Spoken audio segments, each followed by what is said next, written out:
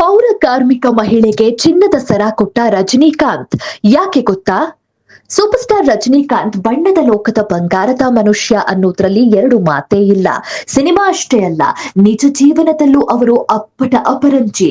ಇತ್ತೀಚೆಗೆ ಚೆನ್ನೈನ ಪೌರ ಕಾರ್ಮಿಕ ಮಹಿಳೆಯನ್ನ ಕರೆಸಿ ಚಿನ್ನದ ಸರ ಕೊಟ್ಟಿರೋ ರಜನಿಯ ಚಿನ್ನದಂತ ವ್ಯಕ್ತಿತ್ವವನ್ನ ಎಲ್ಲರೂ ಹಾಡಿ ಹೊಗಳ್ತಾ ಇದ್ದಾರೆ. ಎಸ್, ಸೂಪರ್ ಸ್ಟಾರ್ ರಜನಿಕಾಂತ್ ಮತ್ತೊಮ್ಮೆ ತನ್ನ ಚಿನ್ನದಂತ ವ್ಯಕ್ತಿತ್ವದ ಕಾರಣಕ್ಕೆ ಸುದ್ದಿಯಾಗಿದ್ದಾರೆ. ಅಭಿಮಾನಿಗಳು ರಜನಿಯನ್ನ ಬಣ್ಣದ ಲೋಕದ ಬಂಗಾರದ ಮನುಷ್ಯ ಅಂತ ಕೊಂಡಾಡ್ತಾ ಇದ್ದಾರೆ.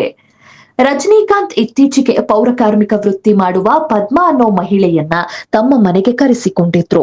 ಪದ್ಮಾ ಅವರ ಇಡೀ ಕುಟುಂಬವನ್ನ ಕರೆಸಿ ಅವರ ಜೊತೆಗೆ ಸಮಯ ಕಳೆದಿದ್ದ ತಲೈವ ಪದ್ಮಾ ಅವರಿಗೆ ಚಿನ್ನದ ಸರವೊಂದನ್ನ ಉಡುಗೊರೆಯಾಗಿ ಕೊಟ್ಟಿದ್ರು.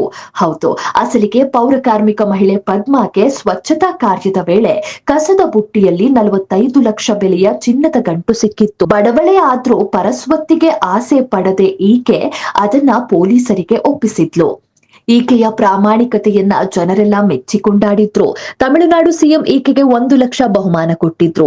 ಈಗ ಸೂಪರ್ ಸ್ಟಾರ್ ರಜನಿ ತಮ್ಮ ಮನೆಗೆ ಈಕೆಯನ್ನ ಕರೆಸಿಕೊಂಡು ಸನ್ಮಾನ ಮಾಡಿ ಚಿನ್ನದುಡುಗೊರೆ ಕೊಟ್ಟಿದ್ದಾರೆ.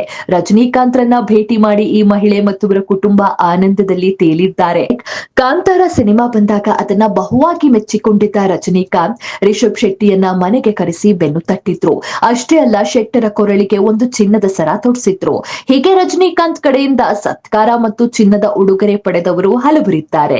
ರಜನಿಯಿಂದ ಪಡೆಯೋ ಉಡುಗೊರೆಯನ್ನ ಅವರು ಅತಿ ದೊಡ್ಡ ಬಹುಮಾನ ಅಂತಲೇ ಪರಿಗಣಿಸ್ತಾರೆ. ಎಲ್ಲೇ ಒಳ್ಳೆಯದನ್ನ ಕಂಡ್ರು ಮೆಚ್ಚಿ ಬಂಗಾರದ ಉಡುಗೊರೆ ನೀಡುವ ರಜನಿಯನ್ನ ಎಲ್ಲರೂ ಬಂಗಾರದ ಮನುಷ್ಯ ಅಂತಲೇ ಕರೀತಾರೆ.